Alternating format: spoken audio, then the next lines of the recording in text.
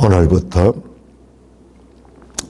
2월 한 달, 또 3월, 2월, 3월, 그리고 4월 한 초반까지, 4월 초반까지 두 달, 이 한 반 정도 될 것 같습니다. 요한복음을 공부를 합니다. 그런 다음에 4월 중순경에 창세기를 다시 공부합니다. 자, 그러니까는 우리가 1월 달에 창세기를 했고, 자, 제가 이걸 그림을 한번 그려볼게요. 성경이 여기 창세기, 그다음에 이제 큰 덩어리로 요한복음. 이번에는 요한복음은 자르지 않고 전체 1에서 21장까지 전체 다를 공부합니다. 우리 여기 창세기는 1장에서 21장까지 했죠. 자, 여기에 1월, 그 다음에 2월에서 3월, 4월 한 중반까지, 그 다음에 4월 나머지 후반부에서 다시 창세기. 이번에는 22장에서 50장까지 전체 하게 될 것입니다. 자, 이렇게 이런 구조로 되네요. 어디서 많이 봤는 것 같아요. 내가 이 성경을 구성을 하면서 성경 안에 자, 이 언약의 기사들을 둘러싸고 있는 롯 사건처럼 이 성경이 이 구조를 가지고 있는데, 그 구조를 볼 때 이 전체를 볼 수가 있는데, 마치 이 창세기와 요한계시록 그것을 둘러싸고 그 모든 성경이 신구약이 들어있듯이 지금 이런 구조를 가지고 공부를 하게 됩니다. 이야, 한 2달 반 동안을 이제 요한복음을 깊이 들어가게 되니까는 두렵고 떨리면서 또한 기쁨과 뭔가 이 하나님의 신령한 진리를 알 수 있게 되는 그런 이 기대감도 동시에 가지게 됩니다. 요한복음은 우리 성경 중에서도 가장 어렵기도 하면서도 또한 깊은 내용을 가지고 있는, 그러나 제대로 이해하면 결코 어렵지 않는 그런 책으로 볼 수 있습니다.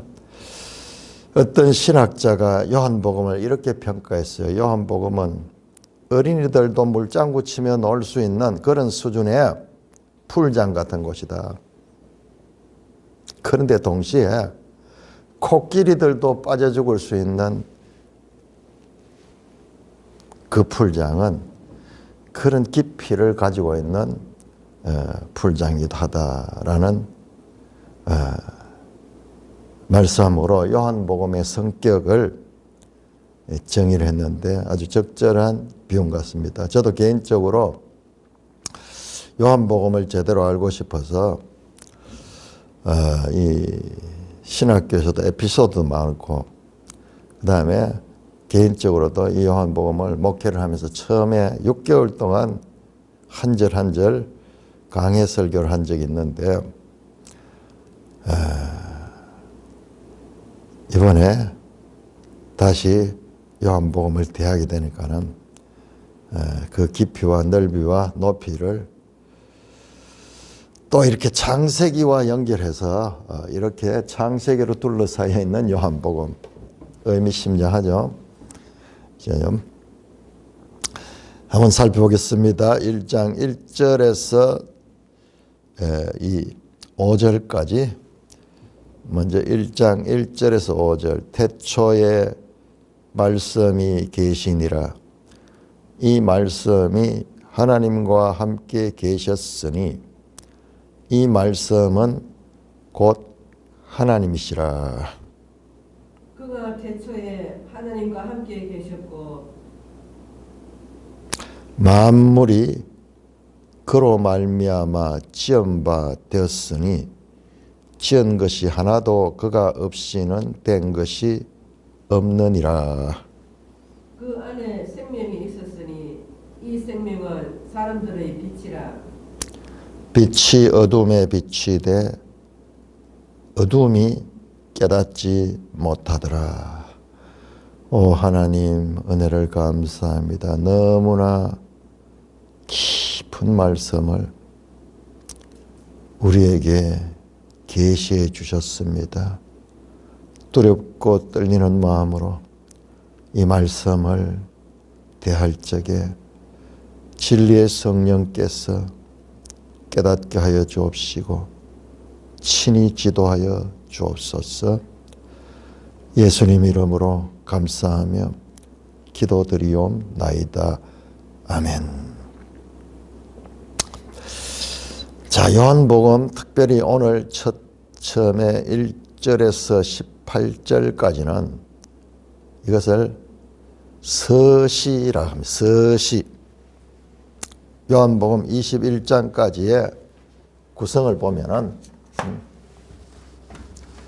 자, 이거 이제 이런 식으로 크게 보는 법을 제가 말씀을 드립니다. 왜냐 그러면은 이게 이제 참 이렇게 보기 어려워요. 어려운데 이제 70세 된 할배 목사가 가르칠 때는 이제 이런 것도 하는 거예요. 일단 거예요. 자, 요한복음의 구성은 1장 1절에서 18절까지 오늘 본문입니다. 18절까지 있고 그 다음에 1장 19절에서 20장 30절까지입니까? 20장 31절까지는 31절까지 20장 31절까지가 요게 이게 서시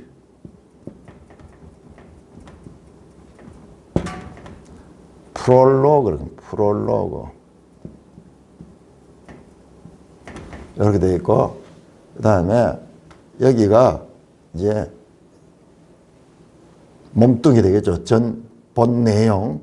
그 다음에 22장이 여기에 마침 종결부요. 마침부. 요거 에필로그 그러면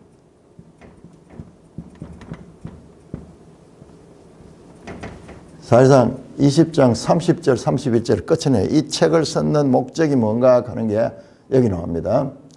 자, 그래서 이렇게 크게 세 동가를 볼 수 있는데 이것도 중간에 또 나누어서 1장에서 19절에서 12장까지가 이게 전반부 이걸 갖다 표적의 책이라 표적의 책. 표적이 7개가 나옵니다. 표적의 책이고 13장에서 20장까지 요 후반부란 영광과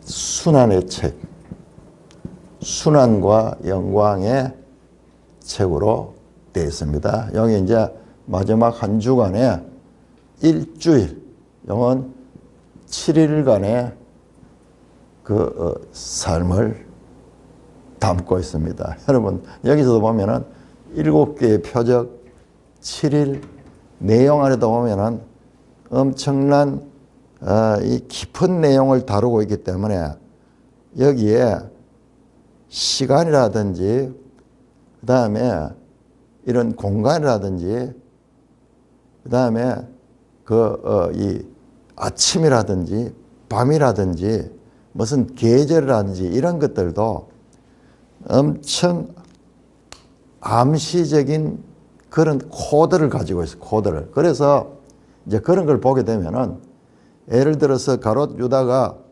예수님을 배반하고 예수님을 고발하러 나갈 때는 언제냐? 밤이에요. 밤. 그런 식으로 이제 살펴보면 알겠지만 엄청난 이 암시적인 내용들이 이 짧은 속에 어마어마한 내용을 표현하려고 하니까는 그런 기법을 쓸 수밖에 없습니다. 앞에서도 창세기 하면서 말했더니 영화 같대요.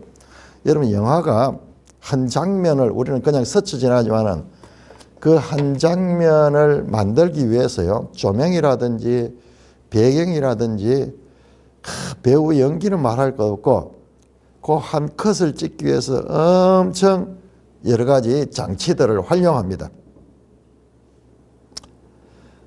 그런 기법들을 사용하듯이 이 요한복음도 그렇게 되는 거예요. 그러니까 요한복음이 영화를 닮은 것이 아니고 영화가 요한복음을 닮았습니다. 여러분 우리가 그냥 화면 같은 거 그냥 여사로 보지만요. 그 한 커트가 나오기 위해서 조명이라든지 그 배경이라든지 심지어는 음악 같은 거 뭐 이런 거 엄청 섬세하게 그렇게 해서 만들어지는 거예요. 이 요한복음도 그와 같은 이 것들이 특별하게 더 그 장치들이 숨겨져 있는 것을 보게 됩니다. 오늘 우리가 읽게 되는 1장 1절에서 18절은 그 내용이 너무나 깊고 넓어서 참 이 설교를 한다는 게 이 감당할 수 있는 그런 영역이 아닙니다만은 그러나 이 할 수 있는 데까지 한번 해보겠습니다. 자, 이 서시라 그랬죠. 제가 태초에 말씀이 계시니라. 이 말씀이 하나님과 함께 계시면 이 말씀은 하나님이시라. 그가 태초에 하나님과 함께 계셨고 만물이 그러면 여기 보세요. 뭔가 지금 그 선포하는 거예요. 선포하는 거. 이거는 그냥 무슨 있는 사건이라기보다도 어마어마한 이 사실을 그냥 시적으로 표현하는 거예요. 신은 어마어마한 함축을 지니고 있는 거잖아요. 신은 그냥 논리적으로 이해되는 게 아니에요. 신은 어마어마한 그 의미를 함축해서 짧은 이 내용 속에다가 그것을 이제 표현하는 거죠. 자, 우리가 19절을 한번 볼까요? 19절. 자, 요 18절까지가 서시고 그다음 19절부터 보세요. 완전히 다릅니다. 그러니까 이런 거를 이제 살펴보면서 봐야 돼요.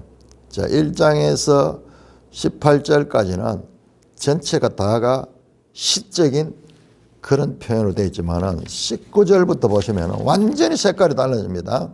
전부 대화로 되어 있어요. 사람이 네가 그리스도냐? 내가 그리스도가 아니다. 그러니까 또 그들이 또 묻고 뭐 하면서 계속 대화하는 내용으로 이어집니다. 현실적인 사건들 아주 뭐 예루살렘으로 가고 갈릴리로 가고 그 다음에 사람들 간에 어떤 다툼이 일어나고 뭐 이런 지극히 현실적인 이야기들이 펼쳐지지만은 1절에서 8절은 그게 아니에요. 어마어마한 하늘의 진리를 선포하는 거예요.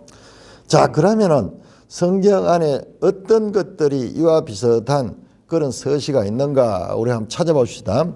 자, 이게 사도 바울이 이와 같은 표현을 썼는 것이 어디냐 그러면은 그 유명한 빌립보 2장 우리 한번 찾아볼까요? 빌립보 2장 6절에서 11절 이게요 사도 바울의 그 시예요. 시인데 이게 초대교회 성도들이 다 암송했던 그런 시라고 그렇게 알려져 있어요. 우리 한번 교독해 봅시다. 이걸 통해서 요한복음이 어떻게 출발했는가를 우리가 더 구체적으로 알 수 있게 해서 자, 빌립보 2장 6절 그는 근본 하나님의 본체시나 하나님과 동등됨을 취할 것으로 여기지 아니하시고 오히려 자기를 비워 종의 형체를 가지사 사람들과 같이 되셨고 사람의 모양으로 나타나사 자기를 낮추시고 죽기까지 복종하시으니 곧 십자가에 죽으심이라. 이름으로 하나님이 그를 지극히 높여 모든 이름 위에 뛰어난 이름을 주사 하늘에 있는 자들과 땅에 있는 자들과 땅 아래 있는 자들로 모든 무릎을 예수의 이름에 꿇게 하시고 모든 입으로 예수 그리스도를 주라 시인하여 하나님 아버지께 영광을 돌리게 하셨느니라. 아멘. 자, 이게요. 예수님을 소개하는데 예수님의 그 존재의 본질 자체, 사람의 몸을 입고 이렇게 와서 인간 예수가 아니라 그 본질 자체가 어디에서 기인하며, 이거는 뭐 이렇게 사실적으로 설명할 수가 없어요. 시적으로 그렇게 표현합니다. 또 하나가 골로새에서 빌립보 다음에 골로새 나오는 골로새 1장 15절에서 20절. 15절에서 20절. 우리가 이런 내용들이 성경에 군데군데 나올 때마다 깊이 우리 마음속에 새겨지죠. 뭐 이해는 잘 안 돼요. 이런 거는 이해가 제대로 될 수가 없어. 왜냐 그러면은 너무나 바다같이 넓은 그런 그 내용들이요. 그러니까 우리의 이 좁은 이 생각으로 그 넓은 것을 다 담을 수가 없어. 그렇지만은 넓다 하는 건 아는 거예요. 넓다 하는 건. 그 내용 안에, 바다 안에 뭐가 있는지는 모르지만은 그런 넓다 하는 거는 알 수 있는 거예요. 한번 교독해 볼까요? 골로새서 1장 15절에서 20절. 15절입니다. 그는 보이지 아니하는 하나님의 형상이요 모든 피조물보다 먼저 나신 이시니 만물이 그에게서 창조되되 하늘과 땅에서 보이는 것들과 보이지 않는 것들과 혹은 왕권들이나 주권들이나 통치자들이나 권세들이나 만물이 다 그로 말미암고 그를 위하여 창조되었고 또한 그가 만물보다 먼저 계시고 만물이 그 안에 함께 섰느니라. 그는 몸인 교회의 머리시라. 그가 근본이시여 죽은 자들 가운데서 먼저 나신이시니 이는 친히 만물의 어뜸이 되려 하심이요. 아버지께서는 모든 충만으로 예수 안에 거하게 하시고 그의 십자가의 피로 화평을 이루사 만물 곧 땅에 있는 것들이나 하늘에 있는 것들이 그로 말미암아 자기와 화목하게 되시기를 기뻐하심이라. 와, 맞아. 저는 오늘 이번에 이제 요한복음을 공부하면서 과거에 이런 부분을 대할 때마다 막 가슴이 막 벅차고 뭔지 이해는 잘 안 되지만은 내 이 사고가 말이죠. 저 하늘까지 막 대이는 것 같은 그런 느낌을 가졌는데 이제 그걸 조금 더 객관적으로 볼 수 있다는 게 얼마나 감사하지만 이 요한복음도 그런 유화 같은 거예요. 이런 부분은 이해가 안 돼요. 우리한테는 이해 안 돼요. 말씀드렸듯이 너무 넓은 하늘처럼 넓은 것을 우리가 보는 것이 한계가 있는 인간으로서 다 깨달을 수 없어요. 그렇지만은 세상이 감당할 수 있는 어마어마한 내용들을 그 속에 담고 있다는 것을 알 수가 있습니다. 로고스 찬양시. 근데 공통점이 있어. 이와 같은 요한의 시나 사도 바울의 이 시가 시적인 이 표현. 그러니까 이런 부분은 이 시적인 표현이 아니고는 표현할 수가 없어요. 논리적으로 막 소설같이 이렇게 산문처럼 이렇게 쓰려고 하면은 어마어마한 분량을 차지하게 되는 거예요. 그러니까 이거를 시적으로 그렇게 표현해서 공통점이 그의 선재했다. 피조물 이전에 존재했던, 그러니까 시간 영역이 아니에요. 시간도 창조됐어요. 시간이 있기 이전, 즉 태초 또는 영원 또는 잠언 같은 경우 상고라는 표현, 상고. 시간이 있기 전에 상태, 시간이 있기 전에. 만물이 존재하기 전에 그 만물을 존재하게 하신 그 하나님에 대한 이게 공통적으로 예수 그리스도예요. 인간 예수, 인간의 예수가 우리 보이기에는 그런 인간이지만은 그러나 그게 그분의 본체가 무엇인가? 참 놀라운 일이죠.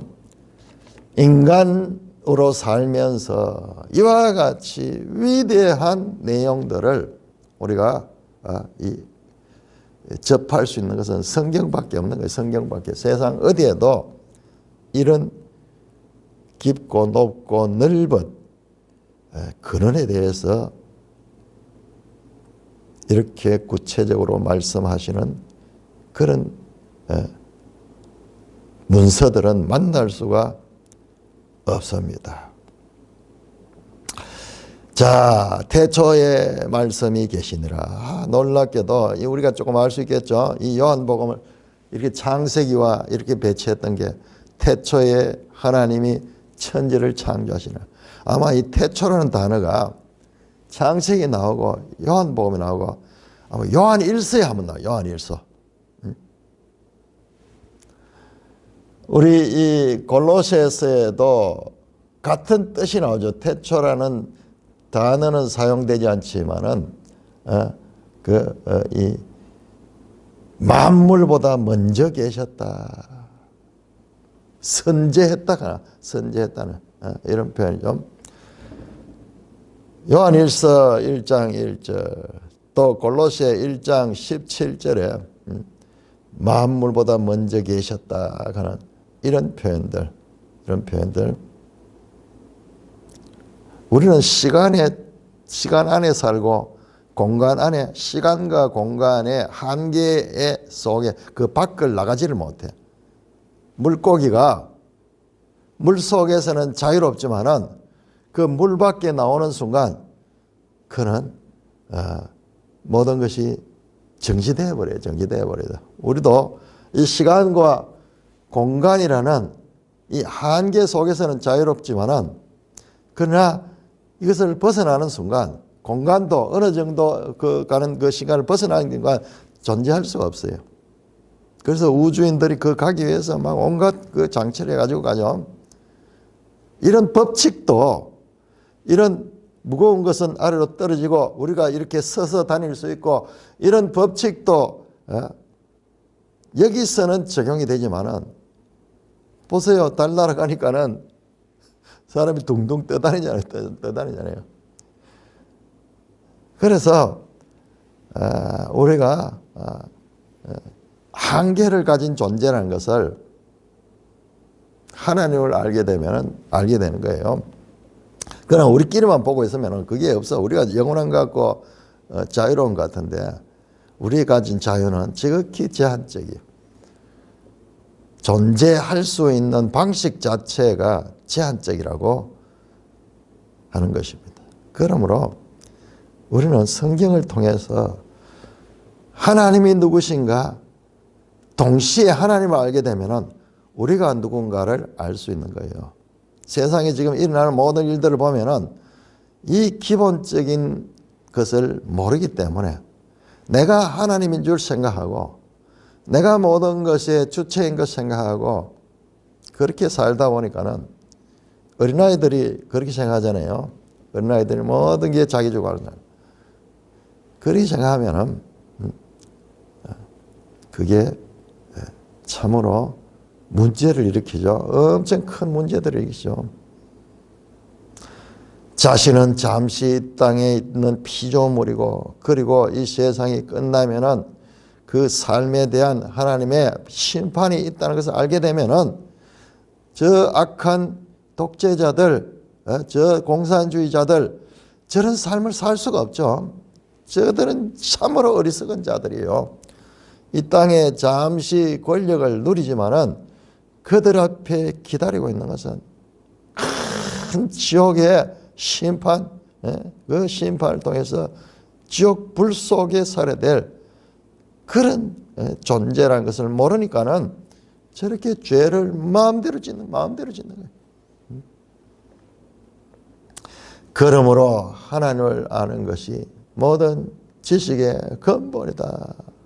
이걸 모르니까는 그렇게 죄를 밥 먹듯이 짓고 이 땅이 영원한 줄로 생각하는 가장 어리석은 삶을 살게 되는 거죠. 자, 태초에 말씀이 계셨다. 이 말씀이라는 말이 이게 무엇이냐? 우리 번역의 말씀인데 이게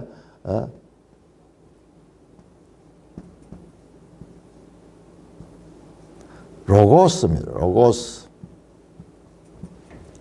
로고스. 헬라어로 로고스. 로기코스 그러면요. 합리적이다. 동시에 영적이다. 우리 로마서 12장에 이는 너희들이 영적 예배니라 그렇게 되어 있는데 그 원어는 뭐 로기코스 영적이 아니고 로기코스 하는 것은 합리적이고 이성적이고 합리적인 걸 가리키는 거예요. 합리적인 거. 근데 영적인 거하고는 완전히 다르죠. 영적인 거는 이 합리성을 초월하잖아요. 근데 이 단어 속에 그런 의미가 같이 들어있어요. 이것이 합리적인 거다. 뜻은 알겠어요. 이것은 바른 예배다. 그런 뜻이에요. 바른. 근데 우리 그 동시에 영적이라 표현할 수도 있는 그런 단어고 이 로고스는 다 영어 성경도 내가 찾아보니까는 다 우리처럼 같이 돼 있어. The word. 그런데 앞에 정관사를 붙여가지고 the word. 그래서 우리 번역도 말씀으로 번역을 했는데 우리가 평소 사용하는 이 말씀의 차원을 넘는 그런 의미가 이 속에 담겨 있다라는 것을 우리가 해야 됩니다. 자, 언제 계신다? 계셨다, 존재했다는 거예요. 태초에 말씀이 계셨다. 그러니까 이거는 시간의 영역이 아니에요. 태초라는 것은 시간의 영역을 초월합니다. 시간 이전부터 하나님이 선재했다. 그래서 철학적 용어로 선재라는 표현을 써요. 선재. 먼저 계셨다. 그런데 이 말씀 로고스가 하나님과 함께 계셨다. 자, 우리 매일 성경 주석에 보면 함께로 번역된 전치사 헬라어로 프로스를 직역하면은 향하여 있다. 이는 말씀이 하나님과 친밀한 인격적 관계를 맺고 계셨음을 뜻한다. 이건 단순하게 함께라는 뜻보다도 서로 관계성을 가진다. 관계성을 가진다. 여러분 시편 110편 1절에 주께서 내 주께 말씀하시기를 그렇게 해요. 주께서 내 주께 말씀하시기를. 주가 계시고 또 주가 계셔. 두 분의 주가 계셔. 지금 그런 우리 성경에는 삼위일체라는 단어가 안 나옵니다. 안 나오는데 우리 성경 본문들에서 이런 표현들을 연구를 해가지고 야, 하나님이 삼위일체로 계시는구나. 그렇게 이제 신학적으로 정리를 했습니다. 이게 성경에 나오는 내용이 아니에요. 성경에 존재하는 것들을 다 연구를 해가지고 거기서 출연해가지고 그런 삼위일체로 존재하시는 그런 이 신학적인 그 하나님의 존재 방식을 발견했는 거예요. 근데 이게요, 얼마나 복잡한지 몰라요.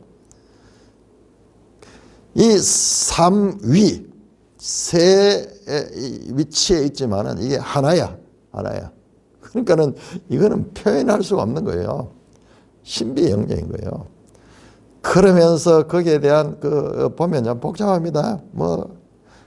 같이 있으면서도 분리되지 아니하면서도 작은 인간의 언어로 그거를 설명하기 위해서 그리 하는데 어떤 것으로도 제대로 표현할 수가 없어요. 지금 여기에서 이 말씀과 하나님이 함께 계셨다.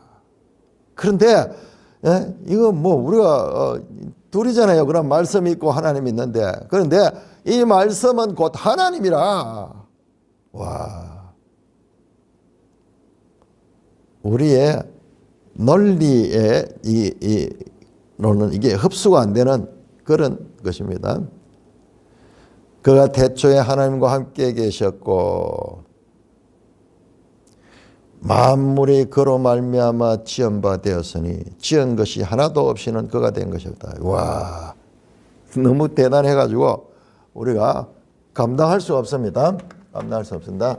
그렇지만은 우리가 앞으로 요한복음을 공부하면은 이런 신적 존재, 신적의 존재 양식이 계속 나오기 때문에 여기서부터 좀 훈련해야 됩니다. 자, 태초의 말씀. 근데 말씀은 누구냐? 말씀이 또한 하나님이라. 말씀이 또한 하나님이시다. 그런데 그 말씀이 뭘 하셨냐? 이 말씀 하나님이 창조주야. 창조하셨다. 창조주이시기도 한 거예요. 와. 우리는 말씀은 그냥 하나 이 추상적인 그런 건데 이게 인격을 가지고 있는 거예요. 인격. 그리고 존재 자체가 하나님이시며 이 말씀이 창조하셨다. 그러고 보니까는 창세기 1장 1절에 태초에 하나님이 천지를 창조하시나. 그러면서 빛이 있으라 하시니 빛이 있었고 말씀하시잖아요. 그 말씀. 그 하나님의 말씀. 그게 하나님의 말씀이면서 동시에 하나님이셨다는 거예요. 또한 그가 태초에 하나님과 함께 계셨고 만물이 그로 말미암아 지은 바 되었으니 지은 것이 하나도 그가 없이는 된 거다. 이 창조주의 만물이 다 이와 같은 창조주. 자, 여러분, 만물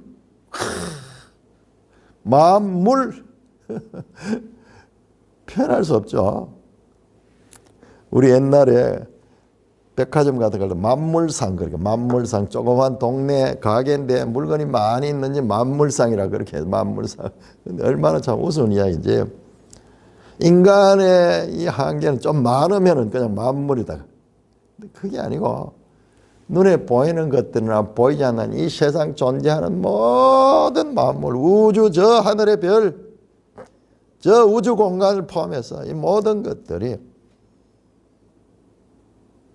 그로 말미암아 지은 바 됐으니 지은 것이 하나도 그가 없이는 된 것이다. 모든 존재는 피조물이에요. 단지 하나님 이외의 모든 존재는 피조물이에요. 하나님이 선재하셔서 만물은 이 하나님이 지으신 거예요. 모든 것이 하나도 예의가 없어. 저 하늘에 이 우주 공간에 있는 것들조차도 다 피조된 것이다. 그런데 우리는 그거를 본 적도 없고 알 수도 없고 뭐 알 수 있는 능력도 안 돼요. 자, 그 안에 생명이 있으니 이 생명은 사람들의 빛이라. 또 이 창조주시며 이것은 또한 그 안에 뭘 갖는 생명을 가지고 생명인데 이건 또한 빛이라. 자, 요한복음 안에서 이제 이런 내용들 하면 생명, 이건 영생 또는 빛, 이와 같은 용어들이 구체적으로 이제 나타나게 많이 나옵니다. 그래서 저건 막 그렇다라는 거예요. 뭐 어떻게 논리적으로 설명할 방법이 없어. 그런데 이와 같은 결국은 이제 예수 그리스도를 향하는데, 자 보시면은 17절에 예수 그리스도로 말미암았다. 예수 그리스도. 이 예수 그리스도를 향하고 있는데, 자 이것을 가장 이 요한복음 1장 1절에서 이 5절에 나오는 이 존재를 가장 근사하게 비슷하게 묘사하는 구약 성경인데 그게 바로 잠언입니다. 잠언 8장 우리 한번 볼까요? 야, 잠언이 그냥 뭐 좋은 이야기, 무슨 삶의 지혜를 가리키는 이야기, 이 그런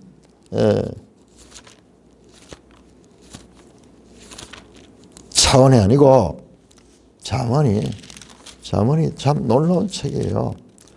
자, 잠언 8장 22절에서 30절 설명하기 어려워요. 한번 교독해 봅시다. 22절에서 31절까지. 갑자기 또 이것도 뭐 내용이 완전히 달라져요.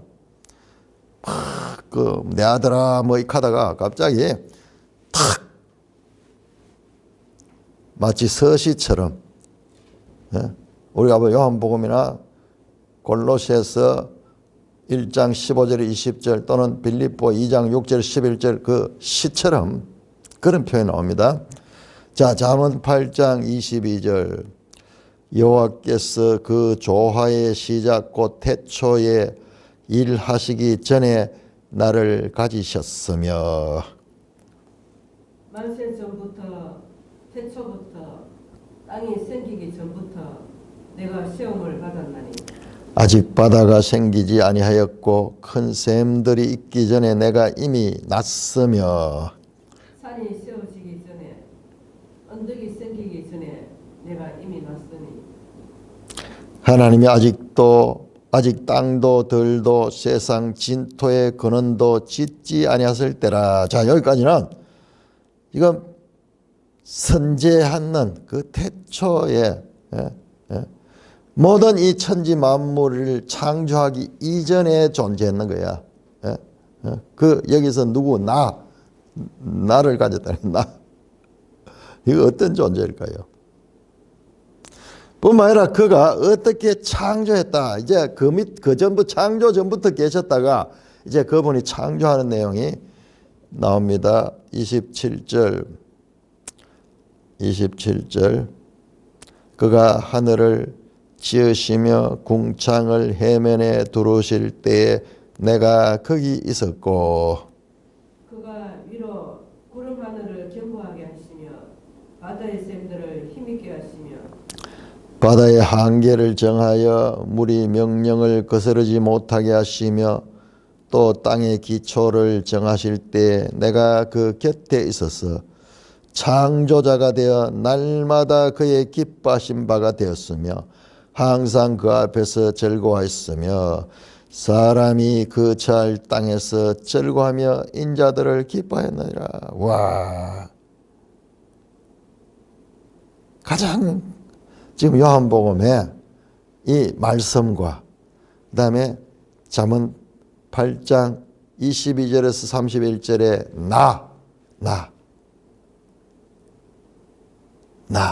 나로 표현된 그 창조주, 이 창조 모든 그가 다 창조했다. 함께 창조했다는 거예요. 함께 창조했다. 그 창조주.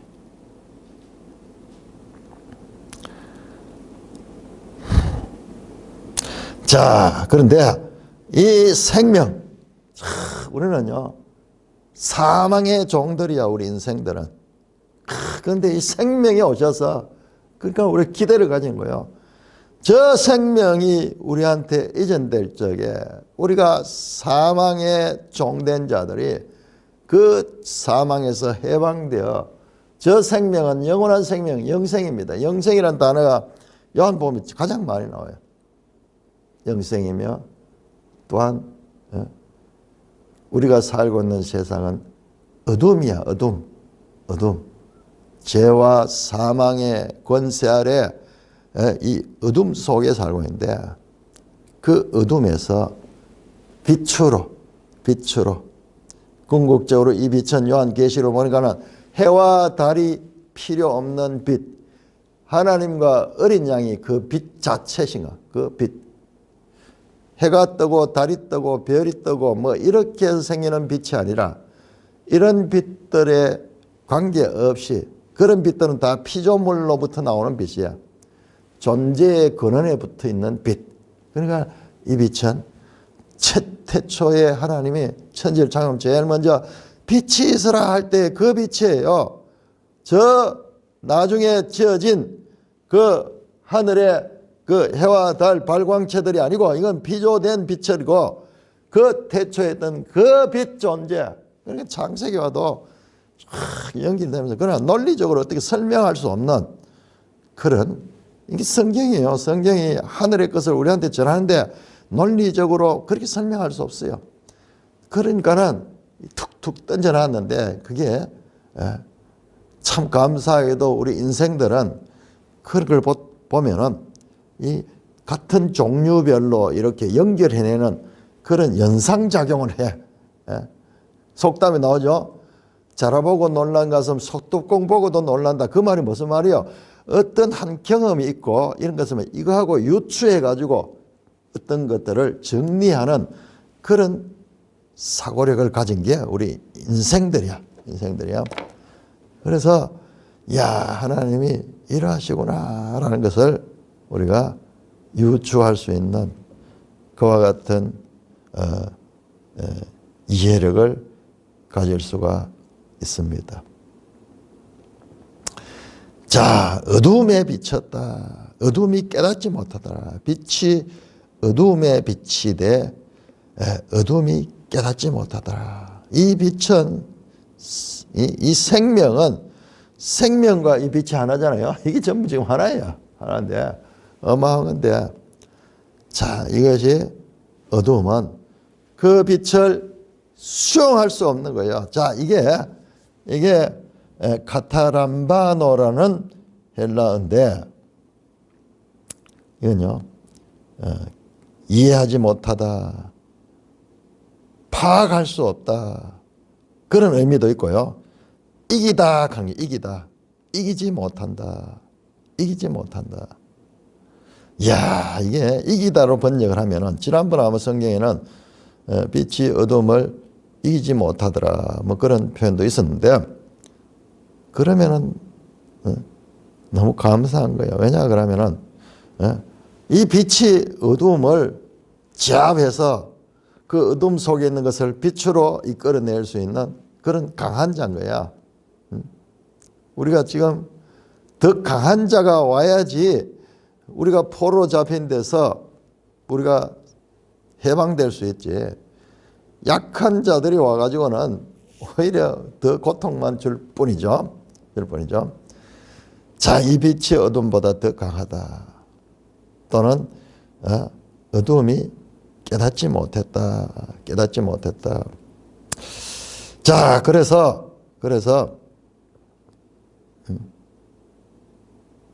두 가지 의미가 다 있는 것 같아요.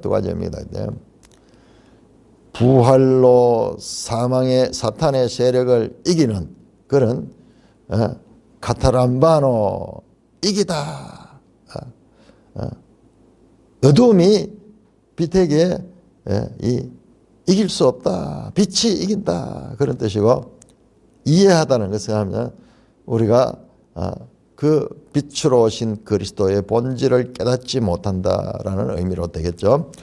자, 6절에서 8절 이 교독합니다. 하나님께로부터 보내심을 받은 사람이 있으니 그의 이름은 요한이라. 7절입니다. 그가 정언하러 왔으니 곧 빛에 대하여 정언하고 모든 사람이 자기로 말미암아 믿게 하려 함이라. 그는 이 빛이 아니요 이 빛에 대하여 정언하러 온 자라. 자, 이게 앞에 나왔던 말씀 하나님 창조주 생명까지는 우리한테 너무나 이 추상적이고 멀리 있는 것 같아. 그런데 이 빛은 우리한테 직접적으로 좀 경험되는 것입니다. 자, 그래서 이 어둠 속에 깨닫지 못하고 있는 이 어둠 속에 빛이 비쳤는 거예요. 그런데 그 빛을 우리가 스스로 감당할 수 없는 거예요. 그래서 그 빛을 우리에게 증거하는 그와 같은 매개체 역할을 하는 존재가 필요한데 여러분 우리가 지금 쓰고 있는 이 전기 정말 놀랍잖아요. 이거는 현대인들은 그냥 막 젊은 애들은 뭐 태어날 때부터 이런 게 있었으니까는 놀랍지 않죠. 우리도 이제 뭐 이게 일상화되다 보니 덤덤하지만 한번 생각해 보세요. 60년대 전기가 들어온 때 별로 없었어요. 마을마다 이제 전기가 들어오기 시작할 적에 그 놀라운 그 빛을 그 엉덩단 이거 전기 담아 그렇게 소켓 돼가지고 이렇게 탁 돌려가지고 불 켜잖아요. 그러면 불이 쫙 오면 와 탄성을 지르고 그런 것이었는데 근데 이 빛이 전력이 아무리 이 강한 것이 와도 변압기가 없으면은 우리가 전기를 사용할 수가 없어요. 엄청나게 많은 전력이 지금 이 전기선을 통해서 오는 거예요. 그런데 우리 전봇대가 있어가지고 거기서 변압을 한다니까요. 이 강력한 전류를 낮추어서 우리 가정에서 쓸 수 있도록 그런 변압기를 거쳐가지고 올 때 이 전기를 우리가 이용할 수 있지. 만약 그렇지 않고 그 변압기가 없으면 오면은요, 이 집이 다 불타버리고 없어요. 다 존재가 다 도시 자체가 다 타버리고 없어요. 비유가 적절할란지 모르겠지만은 그런 역할이 바로 세례 요한의 역할입니다. 지금 요한이 등장하는데 그가 바로 세례자 요한입니다. 이 강력한 이 빛을 사람들이 사용할 수 있는 변압기 역할에서 그 증언하러 왔다. 자, 보세요. 그 요한의 이 대한 묘사에서 7절에 증언하러 왔다. 빛에 대하여 증언하고, 그 다음에 8절에도 빛에 대하여 증언하러 온 자다. 증언하다. 요한의 역할은 그 빛을 세상 사람들에게 증언했다. 근데 많은 사람은 요한이 빛인 줄 알았어. 아니고 요한은 빛이 아니요 빛에 대하여 증언하러 왔다.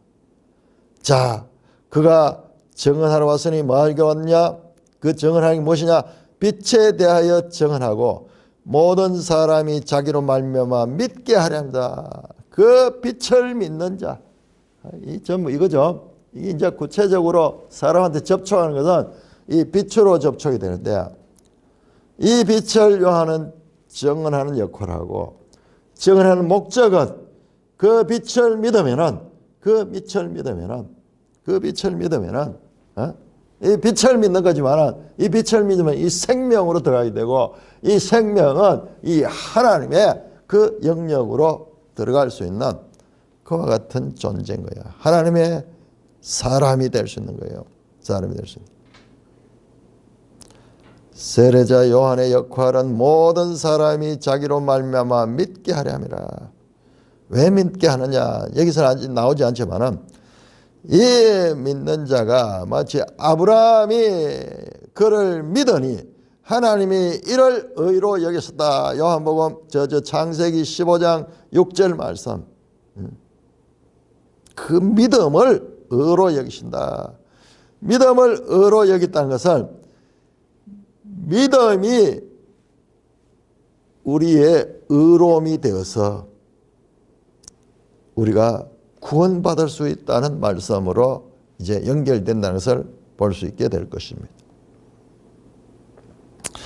자, 이렇게 요한에 대해서 갑자기 탁 등장하는 거예요. 그런데 이것도 보세요.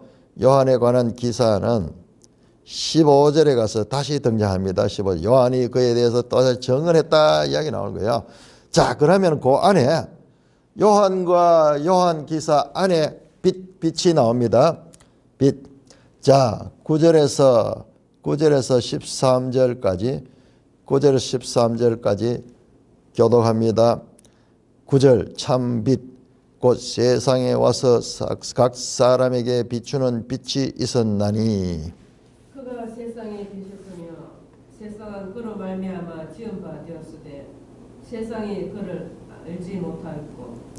자기 땅에 오매 자기 백성이 영접하지 아니하였으니 영접하는 자 곧 그 이름을 믿는 자들에게는 하나님의 자녀가 되는 권세를 주셨으니 이는 혈통으로나 육정으로나 사람의 뜻으로 나지 아니하고 오직 하나님께로부터 난 자들이니라.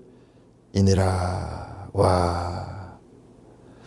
자, 그 빛의 정체가 더 구체적으로 나오네요. 그 빛은 무슨 빛이냐? 그 빛은, 이 빛은 참빛이야, 참빛. 참빛이 뭐냐? 그럼 거짓빛이 있단 말이냐? 거짓빛이 있단 말이냐? 우리는 생전 처음 들어온 빛이 있으면 빛이지 참빛이 있느냐? 참빛이 있냐? 자, 이 단어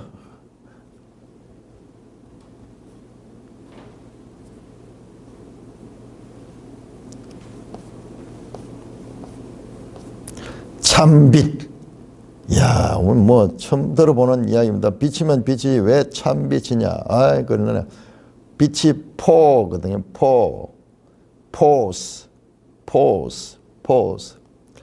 투 알레테이노스. 진실한 빛이라. 참빛이라. 알레테이아 하면 진리거든요. 진리. 이거 한자로 하면은 참진짜잖아요. 참진짜. 우리말로 참빛이야. 알레테이노스. 진리 할 때 사용되는 그 단어예요. 진리의 빛, 참빛. 참빛이 있다는 것은 그러면은 거짓빛이 있다는 말이 되는데 그 거짓빛이라는 표현보다도 이 본질적인 것이고 이것은 그다음에 나머지는 이 현상적인 그런 것으로 볼 수 있을 것 같아요. 이 빛이지만은 그 창세기에 나오던 이 처음 빛이 있을 때 그 빛과 나중에 피조된 태양계에 나타나는 그 별들의 빛하고는 다르겠죠. 그보다는 더 근본되는 빛, 그걸 가리키는데 그 참빛, 그것이 세상에 와서 각 사람에게 비치는 빛이다. 이게 참빛이라. 그가 세상에 계셨으면 세상은 그로 말미암아 지은 바 되었으므로. 또 나옵니다. 앞에 나왔죠. 그 창조주다. 그러나 세상이 그를 알지 못했다. 여기서 우리가 아까 전에 이 5절에 빛이 어둠에 비추되 어둠이 깨닫지 못하다. 요 번역이, 우리 번역이 요게 더 강한 의미가 같아요. 여기 또 나오잖아요. 세상이 그를 알지 못했다. 알지 못했다. 깨닫지 못했다. 알지 못했다. 같죠. 자기 땅에 오매 자기 백성이 영접하지 아니했다. 이 빛을 세상이 알지 못하고, 그 다음에 자기 땅에 오매 자기 백성.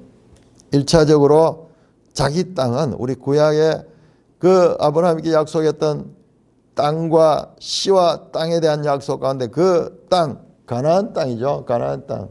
즉 이 시대에 이스라엘이 살고 있는 그 땅에 오셔서 예수님께서 가나안 땅에, 베들레헴 땅에 오셨습니다. 자기 백성, 그러니까 여기는 땅도 가나안 땅이 하고 자기 백성은 이스라엘 백성.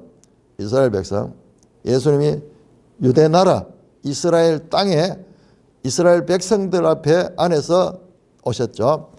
그러니까 이스라엘 백성들이 영접하지 않았다. 파라람바노 받아들이지 않았다. 배척했다. 뭐 그런 뜻이죠. 자, 그런데 13절에 보니까 영접하는 자 곧 그 이름이 영접하다. 그 빛을 영접하다는 것은 그것을 바로 믿는다라는 거예요. 믿는 자. 그 참빛을 영접하는 자는 곧 그 이름을 믿는 자이고, 그 믿는 자에게는 하나님의 자녀가 되는 권세를 주셨다. 와, 하나님의 자녀가 되는 권세.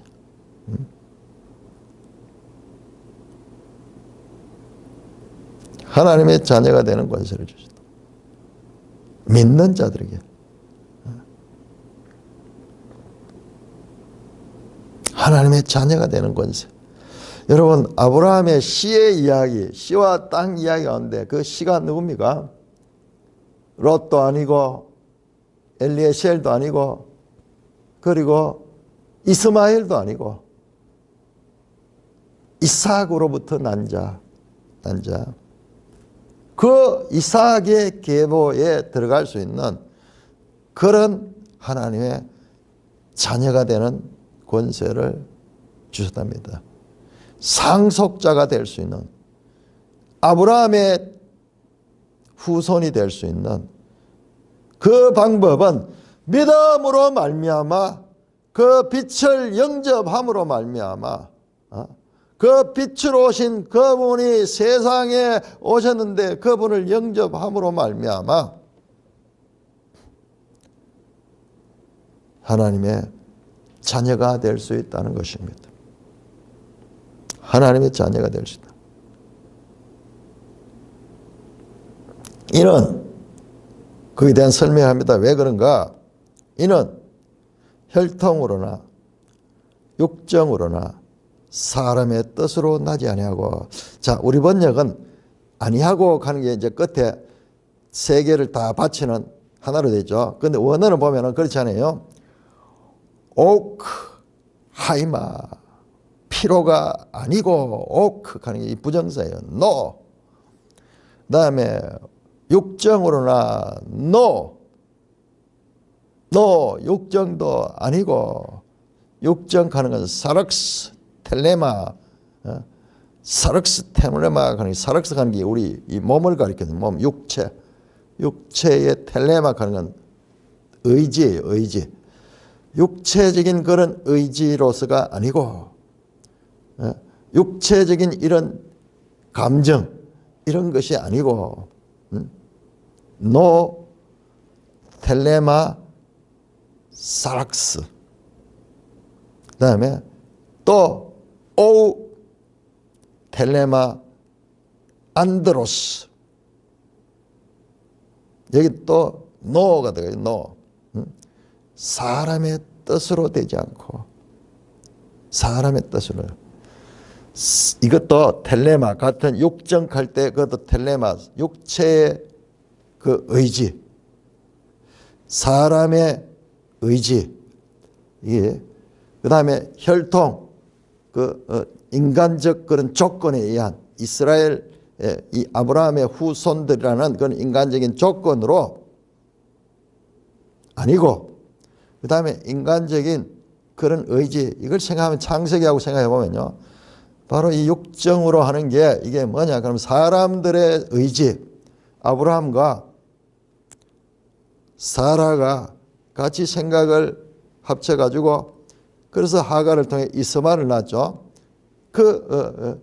그런 사람의 뜻들을 가지고 되는 것이 아니고, 그 다음에 더 구체적으로 사람의 생각으로, 사람의 의지로 난 것이 아니다. 이거는 이 믿는 자들은, 영접하고 믿는 자들은 하나님의 자녀가 되는데, 그 자녀가 되는 것은 하이마, not the blood of the blood, nor of the will of the flesh, 육체의 의지가 아니고, nor of the will of the man, 사람의, 여기 사람이라고 보다 남자예요. 남자의 의지로 된 것도 아니고, but of God, 단지 하나님께로부터 난 자들이다. 아니고 세 번이나 반복되면서 부정을 강조하고 있죠. 그 다음에 오직 알라, 오직 하나님께로부터 난 자들이 바로 하나님의 자녀가 된다. 하나님의 자녀가 된다. 말씀하고 있는 것입니다.